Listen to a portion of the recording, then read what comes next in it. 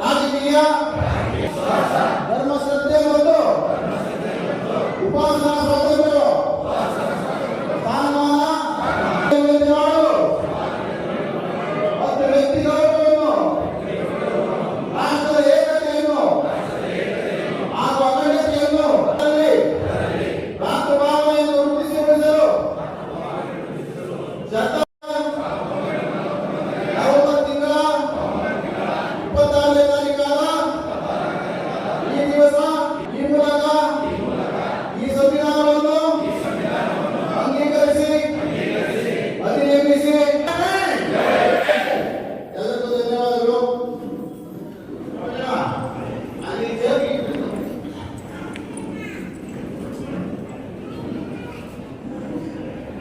ವಿಮೋಚನಾ ಚಳವಳಿ ರಾಜ್ಯಾಧ್ಯಕ್ಷರು ಹಿರಿಯ ಮುಖಂಡರು ರಾಜ್ಯದ ಎಲ್ಲ ಮುಖ್ಯಮಂತ್ರಿಗಳಿಂದ ಹಿಡಿದು ಎಲ್ಲರೂ ಕೂಡ ಇವತ್ತು ಬಾಬಾ ಸಾಹೇಬ್ ಅಂಬೇಡ್ಕರ್ ಅವರ ಸಂವಿಧಾನ ಜಾರಿ ಆಚರಣೆಯನ್ನ ಮಾಡತಕ್ಕಂಥದ್ದು ಒಂದು ಭಾಗ. ಇನ್ನೊಂದು ಭಾಗ ನಿನ್ನೆ ಈ ನಾಡಿನ ಕರ್ನಾಟಕ ರಾಜ್ಯದ ಉಡುಪಿ ಮಠದ ಪೇಜಾವರ ಮಠಾಧಿಪತಿಗಳು ಅವರೊಂದು ಮಾತನ್ನು ಹೇಳ್ತಾರೆ. ಆ ಮಾತು ಇಡೀ ದೇಶದಲ್ಲಿ ಸಂಚಲನ ಉಂಟಾಗಿದೆ. ಇಡೀ ಸಮುದಾಯಗಳು ಬಹಳ ಗಂಭೀರವಾಗಿ ಪರಿಗಣಿಸಬೇಕಾಗುತ್ತೆ. ಅವ್ರು ಹೇಳ್ತಾರೆ, ಭಾರತ ದೇಶದಲ್ಲಿರ್ತಕ್ಕಂಥ ಸಂವಿಧಾನ ಅದು ಬಿಟ್ಟು ನಮ್ಮೆಲ್ಲರನ್ನ ಗೌರವಿಸುವಂತ ಸಂವಿಧಾನ ಬರಬೇಕು ಅನ್ನೋ ಮಾತನ್ನ ಹೇಳೋದಷ್ಟೇ ಅಲ್ಲ, ಎಲ್ಲ ಅನೇಕ ಸಂವಿಧಾನ ವಿರೋಧಿ ಮಠಾಧಿಪತಿಗಳು ಇವತ್ತು ಈ ರಾಜ್ಯದ ರಾಜ್ಯಪಾಲರಿಗೆ ಮನವಿಯನ್ನ ಕೊಟ್ಟಿದ್ದಾರೆ. 2 ದಿನಗಳ ಹಿಂದೆ ಮನವಿಯನ್ನ ಕೊಟ್ಬಿಟ್ಟಿದ್ದಾರೆ. ನಾನು ಆ ಮಠಾಧಿಪತಿಗಳಿಗೆ ಕೇಳ್ತೇನೆ, ನೀವು ಬದುಕಿರೋದು, ನೀವು ಜೀವ ನಡೆಸ್ತಕ್ಕಂಥದ್ದು, ಜೀವನ ನಡೆಸ್ತಕ್ಕಂಥದ್ದು ಈ ಭಾರತ ದೇಶದ ಬಾಬಾ ಸಾಹೇಬ್ ಅಂಬೇಡ್ಕರ್ ಅವರ ಋಣದಲ್ಲಿದ್ದೀರಿ, ಅವರ ಸಂವಿಧಾನದ ಅಡಿಯಲ್ಲಿದ್ದೀರಿ. ನಿಮಗೆ ವಾಕ್ ಚಾತುರ್ಯ ಕೂಡ ಭಾರತ ಅಖಂಡ ಬಾಬಾ ಸಾಹೇಬ್ ಅಂಬೇಡ್ಕರ್ ಅವರ ಸಂವಿಧಾನದ ಅಡಿಯಲ್ಲಿ ನಿಮಗೆ ಸಿಕ್ಕಿದೆ. ಆದ್ರೆ ಇವತ್ತು ನಾವು ಗಂಭೀರವಾಗಿ ಚಿಂತನೆ ಮಾಡಬೇಕಾಗತ್ತೆ. ಇವತ್ತು ಸಂವಿಧಾನವನ್ನ ಬದಲಾವಣೆ ಮಾಡಬೇಕಂತ RSS ನ ಗುಂಪು ಬಹಳ ಪ್ರಯತ್ನವನ್ನ ಮಾಡ್ತಾ ಇದೆ. ಇವತ್ತು RSS ಕುಟುಂಬ ಹಾಕಿ 100 ವರ್ಷಗಳ ಕಳೀತಾರೆ ಒಂದು ಕಡೆ. ಆದ್ರೆ ಇಡೀ RSS ಮನುವಾದಿಗಳು, ಅಂಬೇಡ್ಕರ್ ವಿರೋಧಿಗಳು, ಸಂವಿಧಾನ ವಿರೋಧಿಗಳು ಭಾರತ ದೇಶದ ಸಂವಿಧಾನವನ್ನ ಬದಲಾವಣೆ ಮಾಡಬೇಕು ಅನ್ನೋ ಕೂಗನ್ನ ಕೂಗ್ತಾ ಇದ್ದಾರೆ.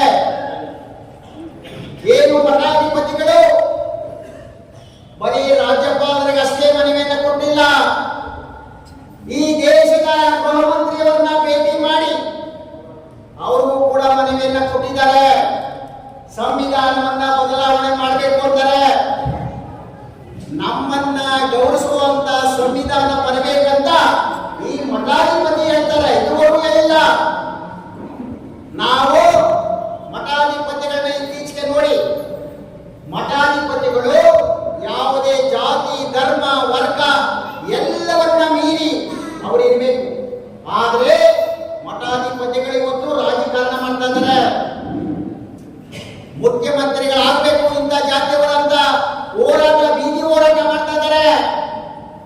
ನಾವು ಇವತ್ತು ಈ ದೇಶದಲ್ಲಿರ್ತಕ್ಕಂಥ, ಅದರಲ್ಲಿ ವಿಶೇಷವಾಗಿ ಅಸ್ಪೃಶ್ಯ ಸಮುದಾಯದವರು ಏನು ಇವತ್ತು ಮುಸಲ್ಮಾನ್ ಸಂಖ್ಯೆಗಳಲ್ಲಿ ಇರ್ತಕ್ಕಂಥವರು, ಅಲ್ಪಸಂಖ್ಯಾತರು ಬಹಳ ಗಂಭೀರವಾಗಿ ನಾವು ಚಿಂತನೆ ಮಾಡಬೇಕಾಗುತ್ತೆ. ಗೌರವಿಸುವಂತ ಸಂವಿಧಾನ ಬರಬೇಕು. ಅಂದ್ರೆ ಈಗಿರ್ತಕ್ಕಂಥ ಬಾಬಾ ಸಾಹೇಬ್ ಅಂಬೇಡ್ಕರ್ ಅವರ ಸಂವಿಧಾನವನ್ನ ಇವರು ಹೋಗ್ತಾ ಇಲ್ಲ.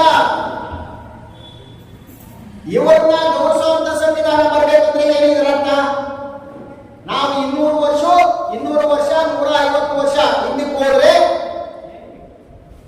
ಅಥವಾ ಬಾಬಾ ಸಾಹೇಬ್ ಅಂಬೇಡ್ಕರ್ ಅವರು ಸಂವಿಧಾನ ರಚನೆ ಮಾಡೋಕ್ಕಿಂತ ಹಿಂದೆ ಹೋದ್ರೆ ಒಂದು 75-80 ವರ್ಷಗಳ ಇತಿಹಾಸವನ್ನ ನಾವು ಮೆಲುಕು ಹಾಕಿದ್ರೆ, ಆವತ್ತಿನ ಪರಿಸ್ಥಿತಿ, ಭಾರತ ದೇಶ ಕರ್ನಾಟಕ ರಾಜ್ಯದ ಪರಿಸ್ಥಿತಿ ಏನಿತ್ತು? ಇವತ್ತು 140 ಕೋಟಿ ಜನಸಂಖ್ಯೆ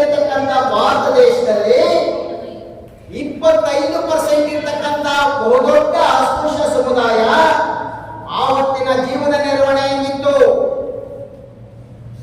ಯಾರೂ ಕೂಡ ಮಾತಾಡಲಿಲ್ಲ. ವಿಶೇಷವಾಗಿ ಮಹಿಳೆಯರು ಯಾವುದೇ ಒಡವೆಗಳನ್ನ, ಅಸ್ಪೃಶ್ಯ ಸಮುದಾಯದವರು ಆಸ್ತಿಗಳನ್ನ ಅದೆಲ್ಲ ಮಿಗಿಲಾಗಿ ವಿದ್ಯಾಭ್ಯಾಸವನ್ನ ಪಡೆಯೋದಿರಲಿಲ್ಲ.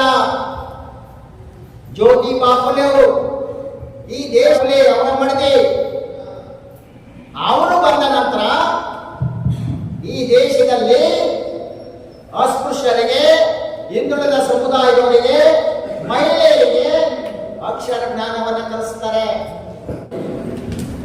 ರಾಜ್ಯಾಧ್ಯಕ್ಷರಾದ ಆನೇಕಲ್ ಕೃಷ್ಣಪ್ಪನವರ ನೇತೃತ್ವದಲ್ಲಿ ಈ ಕಾರ್ಯಕ್ರಮವನ್ನು ಹಮ್ಮಿಕೊಳ್ಳಲು ನಾವು ಸಂಕ್ಷಿಪ್ತವಾಗಿ ಕೆಲವೇ ದಿನಗಳಲ್ಲಿ ಅಂದುಕೊಂಡಿದ್ದು ಈ ಕಾರ್ಯಕ್ರಮನ ಯಶಸ್ವಿಯಾಗಿ ನಡೆಸೋದಕ್ಕೆ ತುಂಬು ಹೃದಯದ ಸ್ವಾಗತವನ್ನು ಕೊಡುತ್ತಾ ವೇದಿಕೆ ಮೇಲೆ ಆಸನರಾಗಿರುವ ಎಲ್ಲ ಗಡ್ಡ ಹೋರಾಟಗಾರರಿಗೆ ವಂದಿಸುತ್ತಾ ಈ ಕಾರ್ಯಕ್ರಮಕ್ಕೆ ಆಗಮಿಸಿರುವ ಎಲ್ಲ ನನ್ನ ಸ್ನೇಹಿತರ ಸಹೋದರಿಗಳಿಗೂ ನನ್ನ ಹೃತ್ಪೂರ್ವಕ ವಂದನೆಗಳು.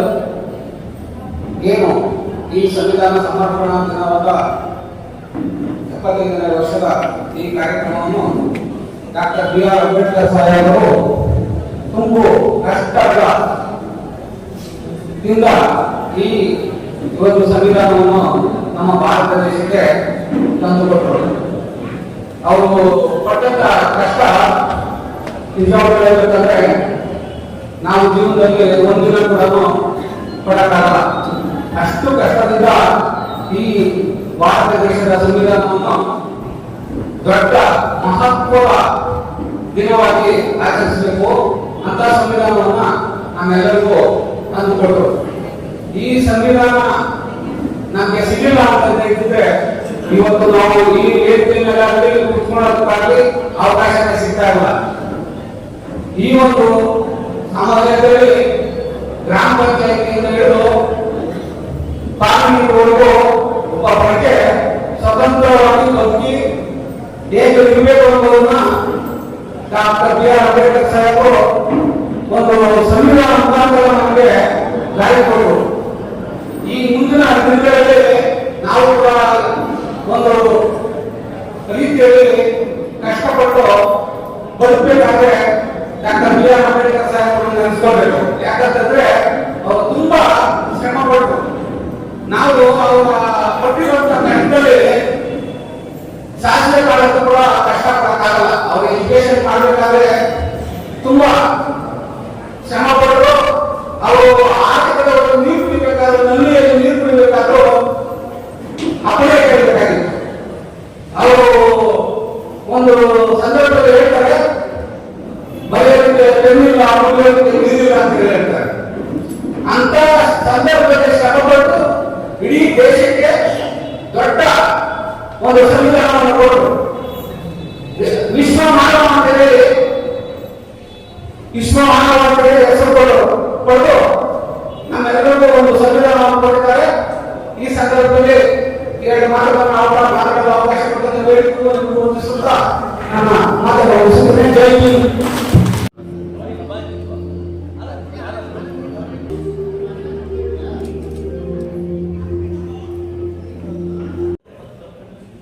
ಕಳೆದ ಪ್ರಮುಖರು ಮೊದಲು ಸನ್ಮಾನ ಕಾರ್ಯಕ್ರಮದಲ್ಲಿ ಭಾಗವಹಿಸಬೇಕು.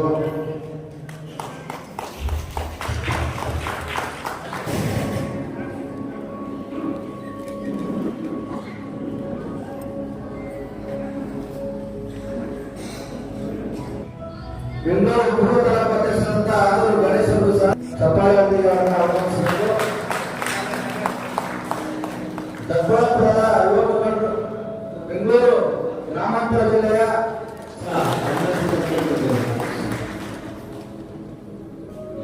ಚಿಕ್ಕನಹಳ್ಳಿಯವರು ಹೃದಯಪೂರ್ವಕ ಅಭಿನಂದನೆಗಳನ್ನು ಸಲ್ಲಿಸಿ ನೋಟವನ್ನು ಹೇಳ್ತೀನಿ.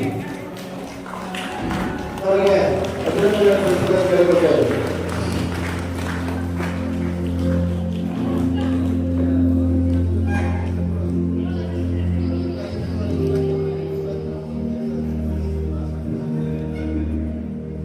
ಎಲ್ಲ ಅಭಿನಂದನೆ ಇರುತ್ತೆ.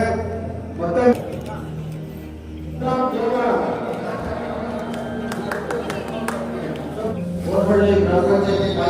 ಇರ್ತಕ್ಕಂಥ ಅವರಿಗೆ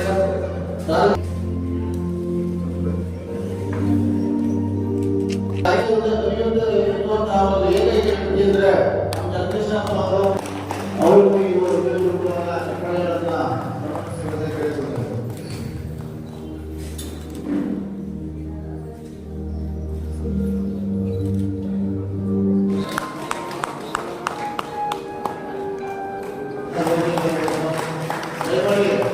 ಆಮೇಲೆ ಹೊಸಕೋಟೆ ತಾಲೂಕುಗಳಿಂದ ಅತ್ಯಂತ ಹೆಚ್ಚಿನ